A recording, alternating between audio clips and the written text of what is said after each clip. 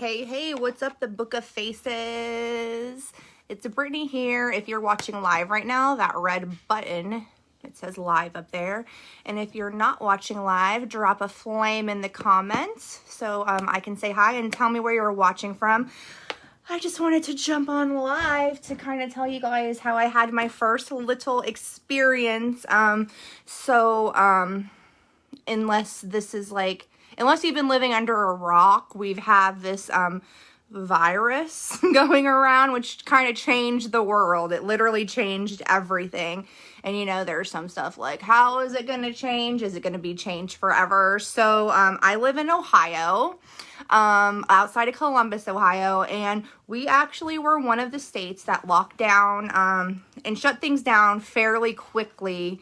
They canceled events before there was even a confirmed case back then. So now, obviously, there are people that are testing positive, that they had antibodies from being sick back in January in Ohio. But at the time, they shut things down before we even had our first, positive. So we did pretty well with that.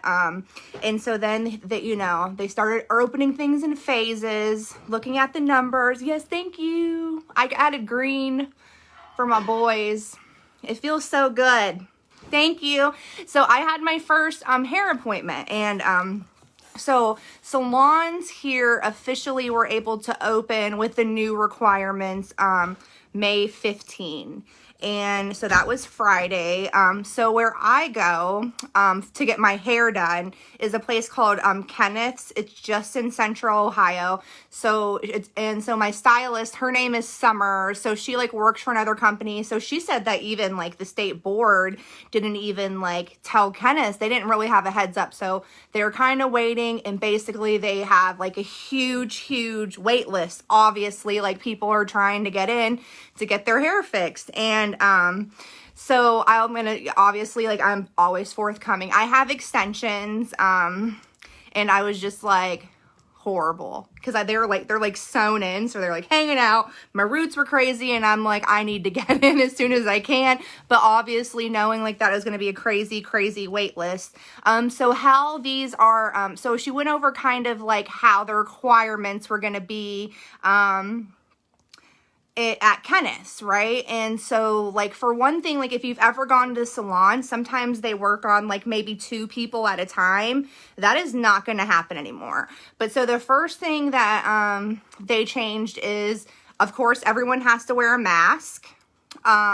So they wear a mask and you wear a mask. And so when you pull into the parking lot there, instead of how you would go up to the front desk and check in, you actually wait in your car now. So they did it through texting. So I texted, and then they let you know when it's time to come in, because they don't want a bunch of people waiting. And then now there's so they're not, so my mother hates when she goes to the salon, and she's not the only person they're working on. So this is great for people like that. But what's kind of, for them, they're only able to service about 30% of the people that they have been, ever before. So it is still, even though they are open, they're definitely not making as much money as they can.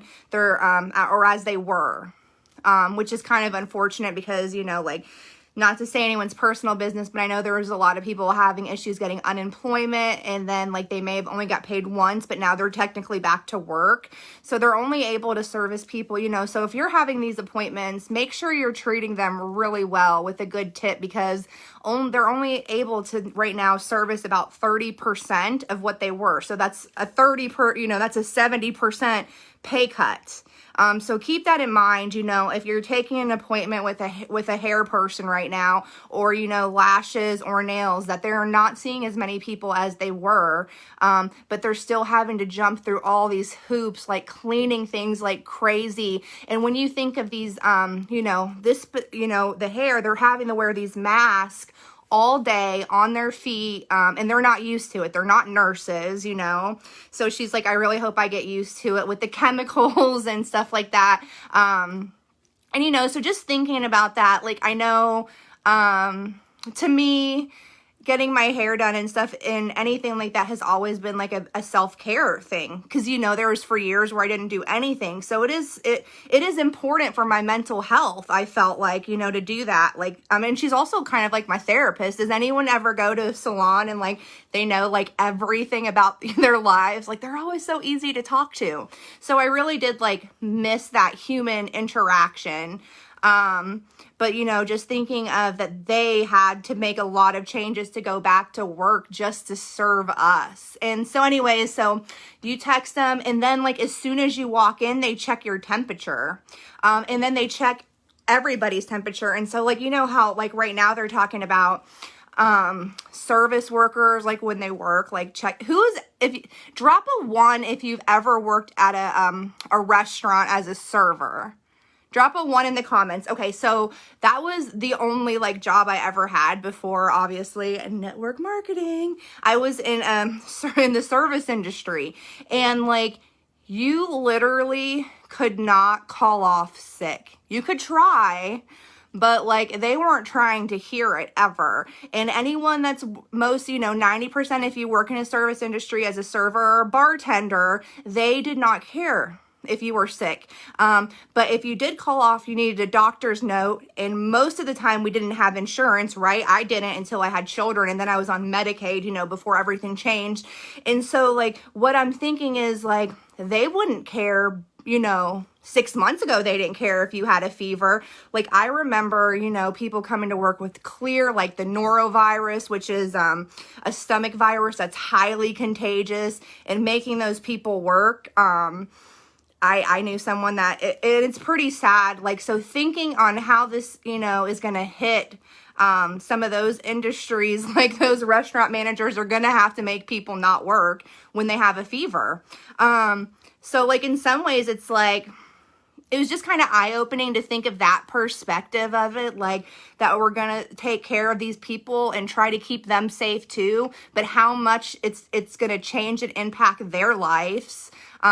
Like income wise, not being able, like servers, not being able to wait on as many people, hairdressers, nail techs and stuff, not being able to service as many people. And there's a lot of people that are ready to get out. I'm gonna, I've always followed everything recommended, but if they're like, Brittany, you're allowed to go out if you wear a mask, I'm going to go out, right? I'm not going to stay in my house any longer. We're not on a stay-at-home order, but I'm going to follow the rules and not do anything reckless. But if I'm going to use a service from one of these people, I'm going to make sure that I, tip them well. And think about that. Like, don't get frustrated with them when you have to wait longer. Because there were people like today that might have had to stay out and wait a little longer.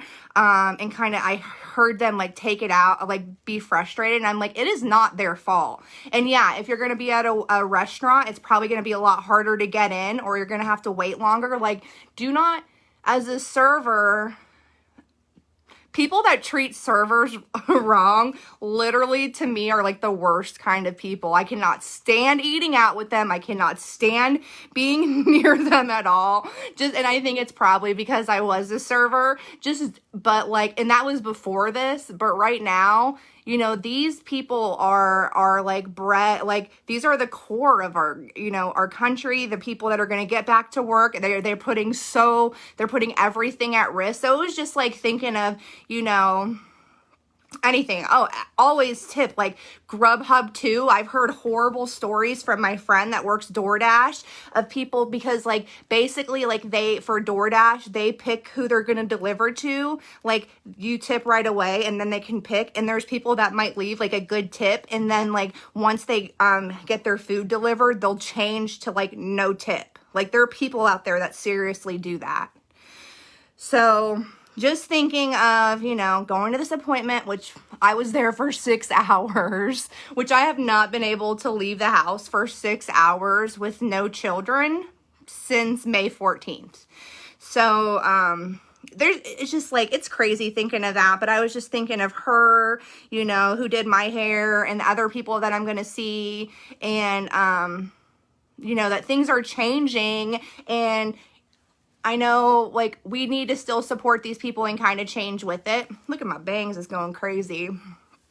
because I want to leave, like, I want to go out with my kids. Like, my kids, like, want to go and do things. So, just remember to kind of be kind and realize that it's not the service workers' fault if you do have to wait longer. You know, if things aren't like how they were before, they have nothing to do with it. They're just trying to make money and a living, just like you're trying to make money and a living. They have a family, you know, family or themselves or whoever. And, you know, I think that a lot of people were so like, me. It's all about me. And forget that. And I remember so many times, like when I was a server and like just talked down to, going in the kitchen in tears. Like, it was horrible. And so I can imagine, you know, talking to a couple of my friends from where I used to work at Red Lobster, and they were open on Mother's Day, but it was all takeout. And oh my gosh, the Red Lobster I used to work out this Mother's Day, they literally, the fire marshal had to shut it down. That was how crazy it was. But people were just being so horrible to these people that work there. It's not their fault.